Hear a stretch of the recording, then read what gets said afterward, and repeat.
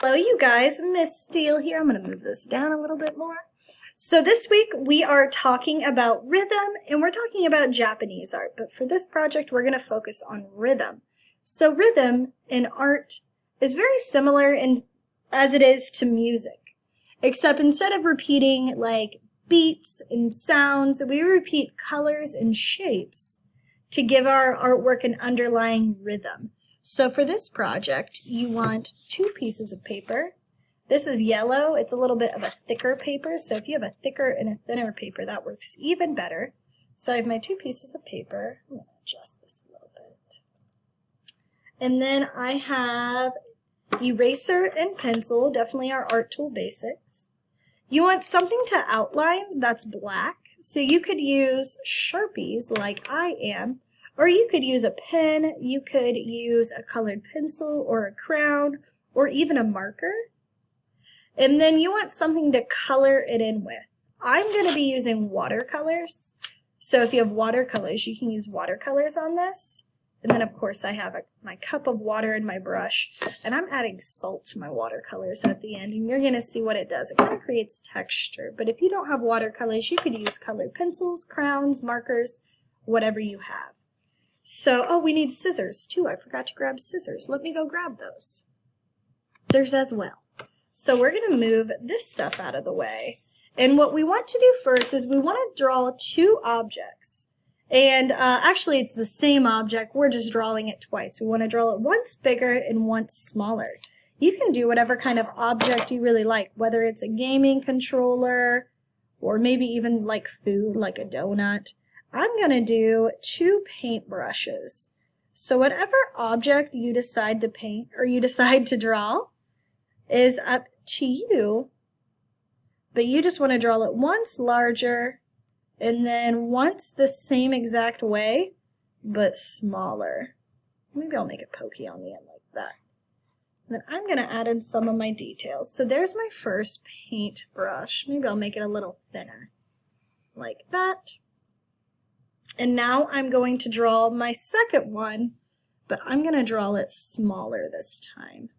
So it's the same object twice. Once bigger and once smaller. And then we're going to use these to trace all around our paper. So there are my 2 objects. And now I need to cut them out.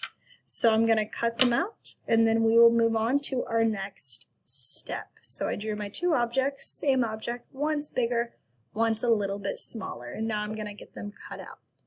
So what I'm going to do now is I'm going to hold these down and I'm going to trace my larger and smaller one all over on my paper so they can go pretty much at whatever angle you want. They don't have to all be going the same way. It looks more interesting whenever they're going some different ways. So tracing it, I'm holding it down with one finger, and then I'm going around it with the other. So there's my first one, and then maybe I'll put my second one right here. So I'm holding it down, drawing around, like that. So I have 2 down already. I'm going to go through and I'm going to keep tracing this in all different directions all around my paper. So you want to trace some of the smaller object and some of the larger object. If you see, I like to hold it down and then I kind of go around my fingers and I pick them up and move them if I need to. So there's my second one. So I'm going to keep tracing these all around my paper and then we'll move on to our next step. All right. So I got it outlined using the small and the larger one kind of all over on my paper. So what I'm going to do now is I'm going to use my thicker Sharpie to go over all of these lines. And then I'm going to use my thinner Sharpie to go back into my paint brushes and add in those details like I have on this one because this is just the outline. So I'm going to use my Sharpie.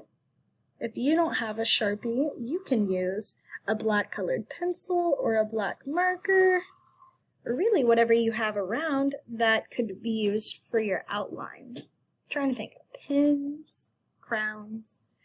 So I'm going to go through with this one and I'm going to outline all of these. And then I'm going to use the thin Sharpie to go back in and add in those details to make them look more like paintbrushes, like what they are. So I'm going to get these outlined, then we're going to add in our details. Alright, so we have these all outlined.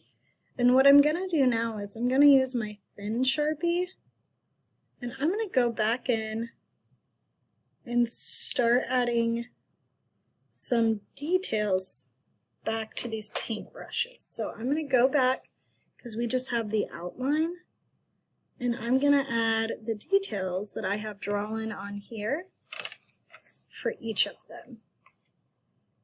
So I'm going to do that now and I'm adding in the bristles for mine. Your object might have different stuff you want to add back in. But that is what you should do after you have them generally outlined. You want to go back in and fill them in so it's a bit more obvious what they are. So these kind of look like paintbrushes, but they look more like paintbrushes whenever I add these details in. So I'm going to go through for each of these and add them in. Alright, so now we have our brushes that I have traced. Well, I guess I have brushes. You might have a different object that I've traced. I'm going back and making sure I don't have any pencil lines sticking out. And our last step is going to be coloring in the background. And you can use watercolor like I'm going to, or you can use whatever you have. But this is what kind of creates the rhythm in our artwork. These different shapes going in all sorts of directions. So I'm going to get mine colored in, and then at the end I'm going to sprinkle it with some salt. And that gives watercolor some texture because watercolors are obviously made of water. The salt helps absorb some of it in different areas and kind of creates a pretty cool texture. So I'm going to get this painted in and then we will be finished. Alright, so I used watercolors to color mine in and I kind of did it blended and blurred together. Because we spend so long tracing and outlining, your background can be a little more simple, so the focus can be on all of these different shapes and different sizes going different directions. I have it painted. What I'm going to do now is I'm going to go through and sprinkle some salt on it. The salt will help create a texture for whenever it's all dried. So I'm going to go through and add my salt on the top of it. I might go through and make a few areas wet again to help the salt, because the salt works better if the watercolors are pretty wet. So if I have to go back in and add some wetness to some areas, that is what I will do. Alright, and that is it. We're going to let it dry, and then once it's all dried, we can take off the salt, and it creates a pretty cool texture with our watercolor, which I think will help with the rhythm. I will see you guys all next time. Have a wonderful rest of your morning, your evening, your afternoon. Bye-bye.